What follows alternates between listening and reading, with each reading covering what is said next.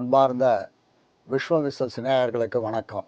ஸ்ரீமதே ராமானுஜாய நமகா, ஸ்ரீமதே நெகுமாந்த மகாதேசிகாய நமகா. ஆழ்வார் ஆச்சாரிகளை வணங்கி எல்லாருக்கும் நியூ இயர் வாழ்த்துக்கள், இனிய புத்தாண்டு நல்வாழ்த்துக்கள். எல்லாரும் சேமமாக இருக்கணும்.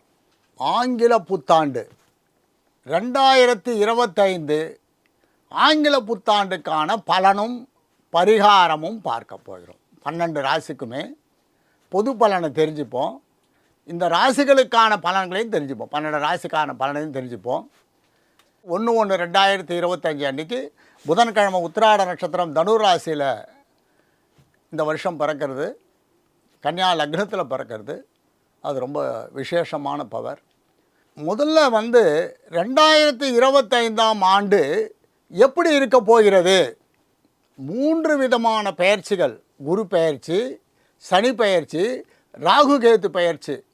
அக்டோபரில் குரு பெயர்ந்து கடகராசிக்கு வேறு போகிறார். ரிஷபராசிலேருந்து மிதுன ராசி, மிதுன ராசிலேருந்து கடகராசிக்கு போகிறார். கிட்டத்தட்ட 4 பெயர்ச்சி. தமிழ் புத்தாண்டு வேறு பிறக்க போகிறது.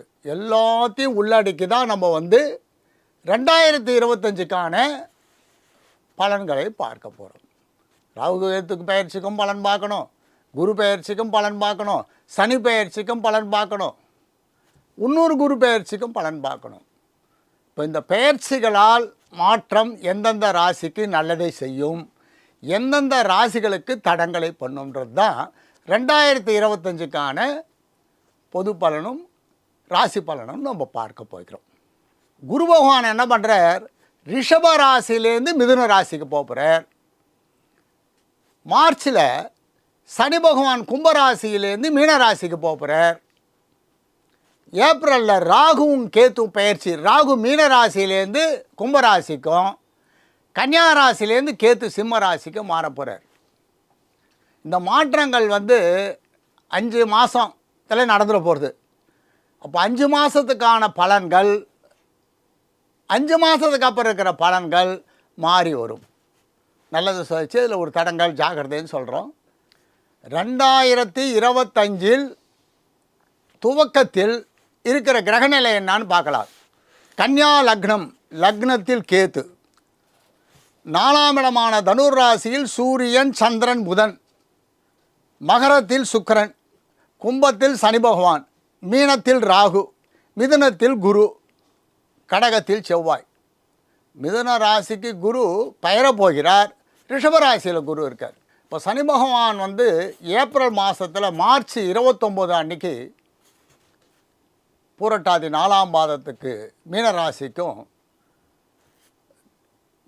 மிதுன ராசிக்கு குரு பகவானும் மாறுறார். அக்டோபர் மாதத்தில் குரு திரும்பவும் கடகராசிக்கு மாற போகிறார். ராகு கேத்து இருவரும் ஏப்ரல் மாதத்தில் கும்பராசிக்கும் சிம்ம ராசிக்கு கேதுவும் மாறுறாங்க. இந்த மாற்றங்கள் எந்த அளவுக்கு இந்த உலகத்திற்கு நல்லதை செய்யும், எந்த அளவுக்கு கஷ்டத்தை கொடுக்கும்? கஷ்டம்ன்றது என்னன்னு கேட்டிங்கனாக்கா இயற்கை சீற்றம்தான். இயற்கை சீற்றம்ன்றதுன்னா மழை, வெள்ளம், புயல், பூமி வெடிப்பு, மலைச்சரிவு. இப்போ மேற்கு தொடர்ச்சி மலை மாதிரி எத்தனையோ மலைகள் இருக்குது நமக்கு. நம்ம இந்தியாவுடைய மேற்கு தொடர்ச்சி மலைகளில் அப் டு குஜராத் வரலும் இருக்குது. இந்த கேரளாவிலேருந்து அந்த மலையடி வாரத்தில் இருப்பவர்கள் ரொம்ப ஜாக்கிரதையாக இருக்கணும். விவசாயம் சிறப்பாக இருக்கும். ஆனால் இயற்கையினால், மழை வெள்ளத்தினால் விவசாயம் பாதிக்கப்படும். இப்போ விவசாயம் பாதிக்கப்படுகின்ற பொழுது உற்பத்தி குறையும். அப்போ விலைவாசிகள் ஏறும். தங்கம் விலை உயரும். தங்கத்தினுடைய விலை இப்போ கிராஃப் அப்படி போட்டிங்கன்னா மேலே போயிட்டே இருக்கும். தங்கத்தின் விலை மிதுன ராசிக்கு குரு பகவான் போச்சு. ரிஷபராசியும் மிதுன ராசியும் அவருக்கு ரொம்ப ஒரு சௌகரியமான வீடுன்னு சொல்ல முடியாது. அப்போ அந்த குரு பகவான் தங்கத்துக்கு அதிபதியானவர் அசௌகரியமான இடத்தில் இருக்கும்போது அதனுடைய விலையும் அசௌகரியமாக இருக்கும். புதுவிதமான வியாதி வரும், புதுவிதமான விஷக்காய்ச்சல் வரும். அந்த விஷக்காய்ச்சலுக்கு மருந்து கண்டுபிடிச்சிருவாங்க.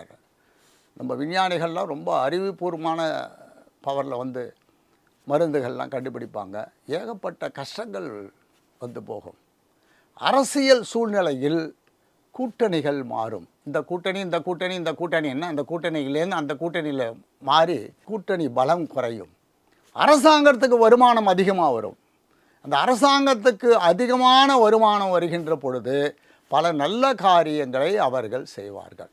மாநில அரசும் சரி, மத்திய அரசும் சரி, நல்ல காரியங்களை செய்வார்கள். மக்கள் பயன்படுகின்ற நல்ல காரியங்களை அவர்கள் செய்வார்கள். இப்போது நீர்நிலைகளில் நீர் உயர்கின்ற பொழுது அதற்கு மேலே தண்ணி ஊர் உள்ள தண்ணி வந்துடுது. எல்லா நீர்நிலைகளையும் தேவையான அளவுக்கு நீர் தேக்கும்படியாக தூர்வாரி மண்டல் மண்டல்லாம் எடுத்து அதை ஆழப்படுத்துகின்ற பொழுது தான் சுபீட்சம் அதிகமாகும். வாகனங்கள்லாம் ஒரு குறிப்பிட்ட வயசுக்கு மேலே அது ரிட்டையர்மெண்ட்டு கொடுத்துடணும். இப்போ நம்மளுக்கு எப்படி 60 வயசில் சர்வீஸ் முடிஞ்சு போகிறதோ அது மாதிரி ஒவ்வொரு வாகனத்துக்கும் ஏரோப்ளேன்லேருந்து ரயில் என்ஜின்லேருந்து அது மாதிரி இருக்கும். அதை மாதிரி கண்டுபிடிச்சி எதெல்லாம் ரிட்டையர்மெண்ட்டோ அதெல்லாம் கொடுத்துட்டு புதுசாக வரணும். இல்லைன்னா ரொம்ப சேதாரம் அதிகமாகும். கார்லேருந்து, பஸ்ஸுலேருந்து, லாரியிலேருந்து அந்த வாகனத்துக்கெல்லாம் ரிட்டையர்மெண்ட் கொடுத்துருங்க. பழைய வாகனத்தை ரிமூவ் பண்ணிவிட்டு புதுவங்க. மாணவர்கள் ரொம்ப நல்லா படித்து முன்னுக்கு வருவாங்க.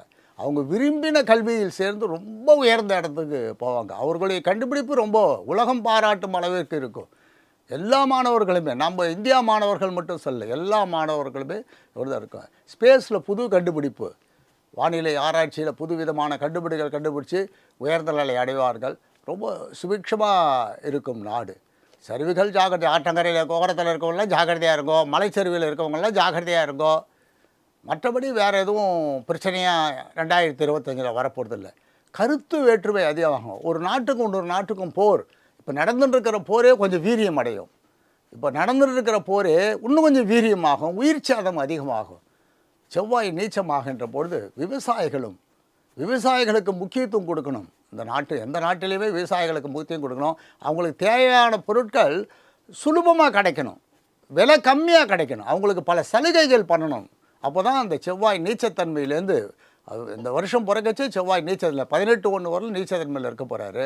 அவருக்கு அது மாதிரி மிலிட்ரிக்கு தேவையான இதெல்லாம் உபகரணங்கள் வாங்கி தரணும். மிலிட்ரி ஸ்ட்ராங்காக இருக்கணும், போலீஸ் மிலிட்ரி ஸ்ட்ராங்காக இருக்கணும், விவசாயம் பெருகணும்.